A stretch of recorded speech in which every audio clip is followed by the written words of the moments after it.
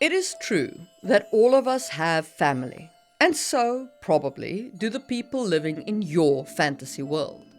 Family, be it adoptive, by blood, or by marriage, shapes who we are. It shapes our identity, our outlook on the world, the religions we practice, and more. But how does a family come to be? What does the word mother and father mean when expressed within a different culture? How are possessions passed down familial lines, and does it matter? These questions are deeply tied into the building of cultures in your fantasy world. In the last episode of this podcast, we discussed status and hierarchy in fantasy cultures. Today, we'll continue our exploration of cultural world building and talk about kinship structures, familial alliances, and social mobility, with the purpose of building societies that feel alive and dynamic, where personal relationships drive political intrigue and societal change. Welcome to another episode of World Building Blueprints from Just in Time Worlds with your host, Marie Mullaney. If you're watching this on YouTube, there is a playlist where you can watch the other episodes in the information card. If you're listening to this in a podcast app, the previous episodes are available there. And as always, this episode is brought to you by the wonderful members of my YouTube channel who make this entire endeavor worthwhile. And there are details on how to join their magnificent ranks and the perks that you can get in the links down below. Alright, let's dive straight in and talk about kinship structures. Family really is the root of identity. Nothing is more formative in our early years than our family, and as such, whatever you're not born with is shaped by your family. There is, of course, the whole nature versus nurture debate, but personally, I think this is something of a nothing burger. We're almost certainly born with certain traits, and other traits are shaped by our environment and our family. So the answer to nature versus nurture is, why not both? Anyway, cultures are made of characters. Characters are shaped by their family, and thus the way the family is structured is important to culture building. And that is what kinship structures are all about, defining what family is and what relationship people in a family have to each other. But before we talk about the structures, we need to define what kinship actually means. There are broadly three types of kinship, or three ways to define a family if you prefer. 1. Blood relationship or consanguinity. This is genetic kinship, people who are related to the ego character, the central character in the kinship diagram, by blood. Examples of this is siblings, parents, cousins, etc. 2. Marriage. When two individuals marry, they create a new family in the culture, and that is the second type of kinship, the bonds between spouses. 3. Adoption kinship. This is when people are not related and not married, but still considered to be family due to societal, personal, or legal bonds. Or, to put it another way, you have blood family, romance family, and found family.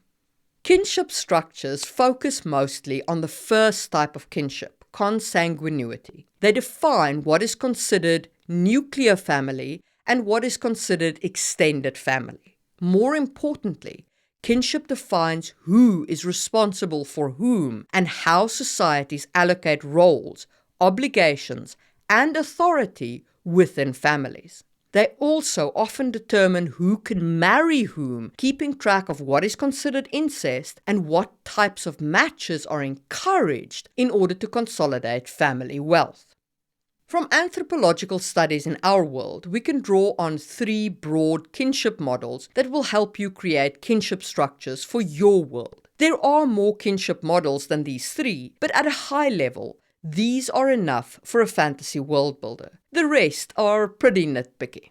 Okay, so what are these three kinship structures? 1. Hawaiian kinship. This structure is the simplest of the kinship structures and only distinguishes based on generation and gender. all blood relatives in a generation are considered brothers and sisters. From the perspective of the central character, everyone of their generation is a sibling. Everyone of the generation above them is considered a mother or a father, and everyone below them is considered a son or a daughter, and so on. Family resources like land or grazing rights or other wealth-generating assets are owned by the whole family, and the elder generation generally determines the distribution of these resources. When someone marries and leaves the family to join a new family, they typically do not have dowries or bride price gifts, as their assets will now come from their new family. This kind of structure is ideal for cultures where extended families work together often, and family members most often marry outside of their family, bringing in new family members or joining new family members. Second kinship model, Sudanese kinship. This structure is highly defined, distinguishing between matrilineal and patrilineal family, including unique words for mother's sister as opposed to father's sister. So your aunt wouldn't be just your aunt. It would be either your mother's sister or your father's sister, and so on. Inheritance in this model typically runs along status and hierarchy-based family lines.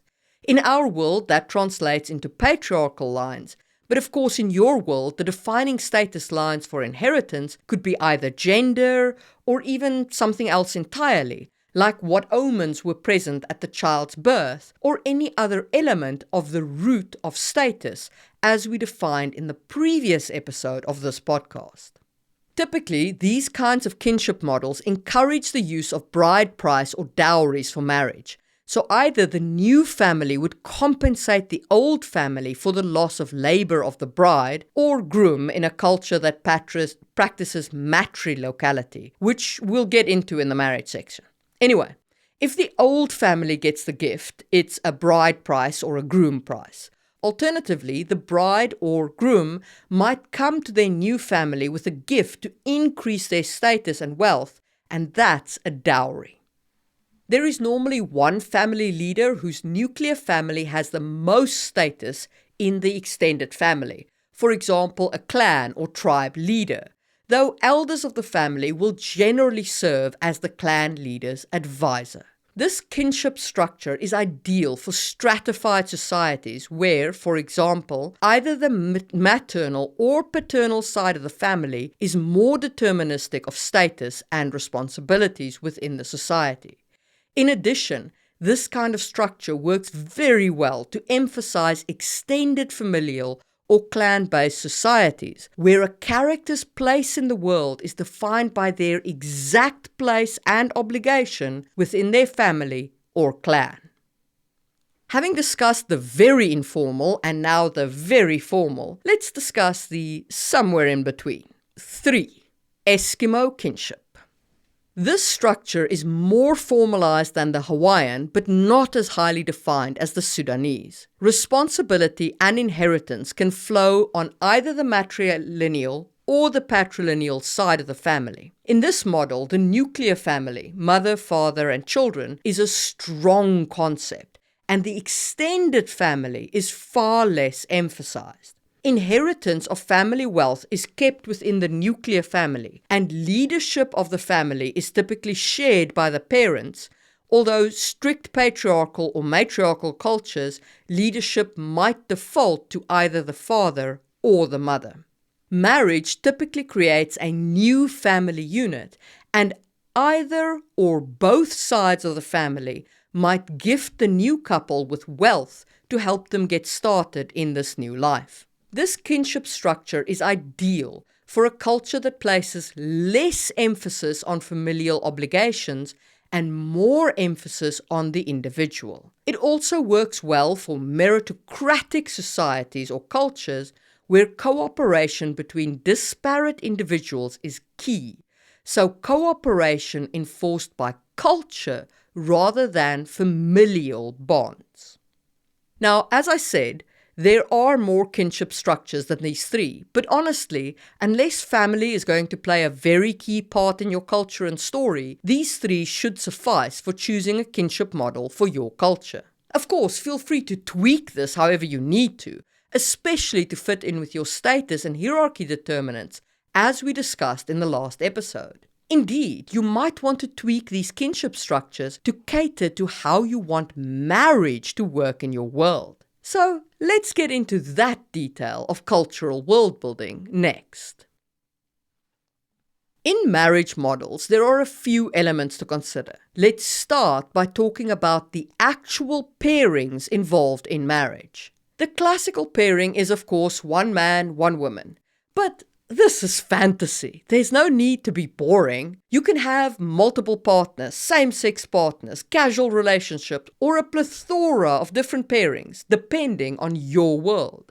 For example, in my desert environment of Sangwheel Chronicles, I decided that the labor of 2 men were required to support the children of 1 woman, resulting in polyamory families. So in that culture, my kinship model involved 2 fathers, one of which is considered a marriage father only, not a blood relation, and the other is the parent father, the one who sires children. In your culture, conversely to mine, it might be a sign of wealth for a man to support multiple wives, resulting in a harem style of marriages. This could create a kinship structure where you have multiple mothers, but only one is considered a blood relation.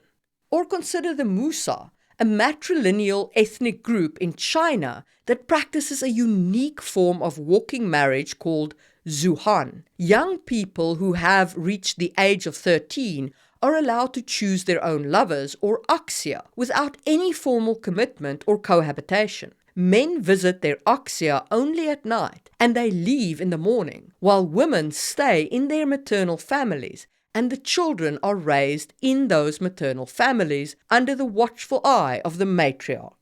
If you had such a marriage relationship, the paternal side of the kinship structure would be irrelevant, so far as responsibility and inheritance is concerned. Paternal family would be tracked only to prevent incest. And if you have non-humans as a species, this can and should impact your family structures and marriages dramatically as well. Think about birds who are egg layers. How much different would your marriage be if the female laid the eggs, but the male was the caregiver, as is the case with the greater rhea and the emperor penguin in our world? So definitely think about your pairings of marriage. But pairings are not the only element in marriage. Even if you do go for the classical one man, one woman, there are still many elements to think about in a marriage. For me, there are 5 key questions that will guide you in creating a marriage that works for your culture. Question 1. Who marries whom, and do any gifts flow to the families? Does the woman marry the man and enter his family? This is patrilocality and generally means the woman moves away from her family and loses her support structure. Alternatively, the man might marry the woman and enter her family, also called matrilocality, and this means that the man loses his support structure. Of course, this doesn't need to be an either-or process. In an Eskimo kinship model, it might be that the couple move into a new house and both lose their support structures. Or it might be that who marries whom is part of the negotiation process that takes place before the marriage, and it defines the direction of the dowry or bride price. I did this in the Empire in Sangwheel Chronicles with noble marriages. One family gets the spouse and the children for the purpose of bloodline continuous. The other family gets a monetary gift, and which way that gift flows is dependent on the marriage negotiations. Question 2. How closely are kin allowed to marry? Bear in mind that in Sudanese-style kinship models, the wealth of the family is kept in the family with cousin marriages, so they might very well be encouraged. However, it might also be that the culture prefers to spread the genes and bring in new blood. Question 3. How is divorce and death handled? Does the partner who relocated families return to their originating family? Who can initiate divorce proceedings? and how? And how does it affect wealth? Question 4.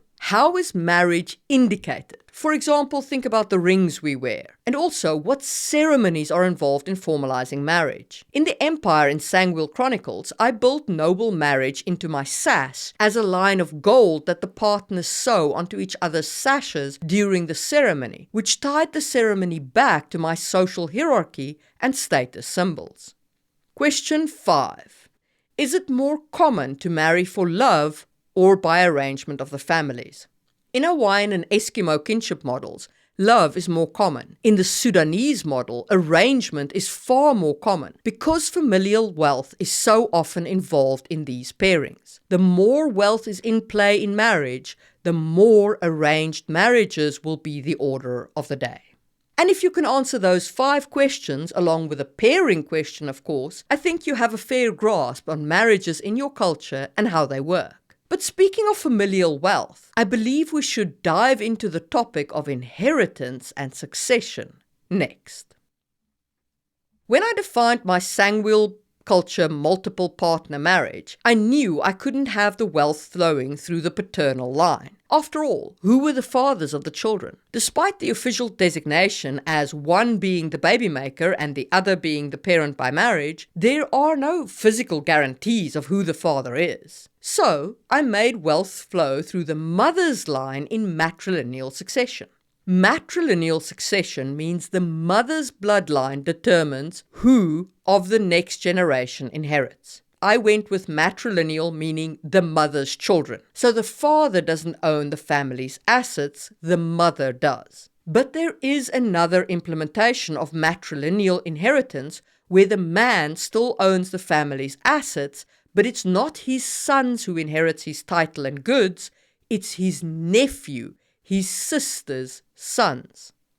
Patrilineal means the same thing as matrilineal, but it's the father's bloodline instead. That's the common inheritance model that we're all familiar with, I think. Matrilineal versus patrilineal is an interesting choice in your society. Societies with matrilineal succession will tend to have less rigorous marriages and will control the sexuality of women less because the father's bloodline doesn't determine wealth, only the mother's bloodline, and it's easy to be sure who the mother is. In our case, in the case of mammals.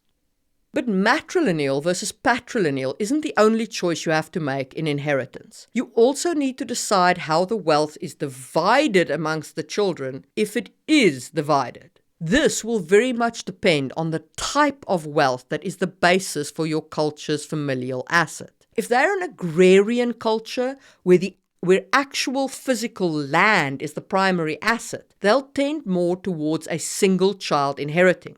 This is because land gets less and less valuable when you divide it between heirs. But if their wealth is more like livestock, like heads of cattle, they'll tend more toward all the children getting an equal share.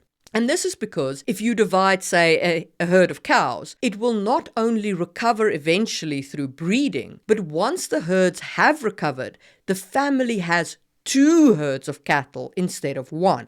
So consider the source of wealth in your cultures. Cultures where the primary source of wealth is not divisible or it gets weaker if divided would tend more towards conservation of wealth into a single individual like the eldest child or the youngest child, if the assets are not all held in common like the Hawaiian kinship model. But assets that are divisible would tend more towards all the siblings inheriting. And that's the kind of reasoning you need to go through in defining your inheritance models. So let's briefly recap the inheritance models you can have. Matrilineal, through the mother's line. Patrilineal, through the father's line. Both. The new nuclear family is formed by the conjoining of the mother's and the father's wealth, and this is passed down to the children. Then you can have primogeniture. This is the eldest child inherits more or everything. Or ultimogeniture. This is the youngest inherits more or everything. Or you could go for equal division. The wealth is divided among the siblings. So what kind of inheritance model works for the wealth type of your cultures in your world? How does marriage and kinship tie into these cultures? And if you can answer those questions, you should have a fairly firm grasp on families in your culture, how they are formed, and why they matter. Let me know in the comments what kinship models you use. And let's move on to the last section of today's podcast: political alliances and social mobility within cultures. Marriage, fosterage, and even hostage situations can be leveraged to form political alliances and create adoptive kinship relationships. And it is worth considering how these relationships form and how they influence politics and wealth. Let's talk about adoptive kinship relationships first. Consider how the friendship between Ned Stark and Robert Baratheon shook the Seven Kingdoms of George R.R. Martin's world. This relationship was forged by their joint fosterage with Jon Arryn and their subsequent friendship. So the bonds of friendship forged during their childhood are what enabled the rebellion that ultimately saw the Targaryen line deposed and the Baratheon line put on the throne. And it is why Robert turned to Ned after Jon Arryn's death, and why Robert trusted Ned so implicitly. That is the power of fosterage, and why so many cultures in our world employed fosterage of noble children. But fosterage is not the only way these bonds are built. There is a strong history in our world of taking the children of rebellious lords as hostages and pages and incorporating these children into the households of loyal lords. Out of these forced relationships, friendships may still grow. Indeed, the Mongol Empire used this technique to incorporate the skills of conquered people within their culture, with children taken as hostages growing up to be honored members of the Khan's court. And this is a good place to consider social mobility. Social mobility defines how people move up and down within the pecking order of society, and it is crucial to understand this in defining your culture. Even in strict caste systems, there is likely some mobility offered within the system. People might move up via fosterage, hostage situations, or marriage, changing either their status, or perhaps their status won't change, but their children might be born with a higher status or a lower one. And this would allow generational movement of the social hierarchy. Also bear in mind, we haven't spoken about economics and broader politics on this podcast yet. Those episodes are coming, so you might want to revisit social mobility as a concept in your culture once we have discussed those cultural elements. So make sure you subscribe for when those episodes drop. But for now, consider the following question. How are marriage and adoptive kinships formed in your society? And how does it impact your political alliances? And 2, how do people move up or down within your society? Incorporating the complexity of social hierarchies and family structures not only enriches your world, but it also provides endless potential for conflict, growth, and storytelling. By fleshing out these elements, you create a world with depth and a sense of lived-in reality that will captivate your readers. And that's a wrap for kinship, alliances, and social mobility. Next month, we'll turn our attention to technology and magic levels in your culture, exploring what a day in the life of a character in your culture might be like. There is, of course, a worksheet that accompanies this podcast, which is available to all paying members of my YouTube channel. And indeed, this podcast was brought to you by those members, who I very much appreciate. And a special shout out to Tony and Katie as members of Stone, and Dylan and Tiffany as members of Build It in Wood. You can join their ranks for as little as a cup of coffee a month, and also get access to all the worksheets for this podcast. But don't feel pressured. You can also support me just by sharing the podcast around. And eventually, when this season finishes, I'll publish all the worksheets and notes in a book on world building. So you have that to look forward to. And on that note, I will see you soon for another episode. Do remember, build what you need, when you need it, and happy world building.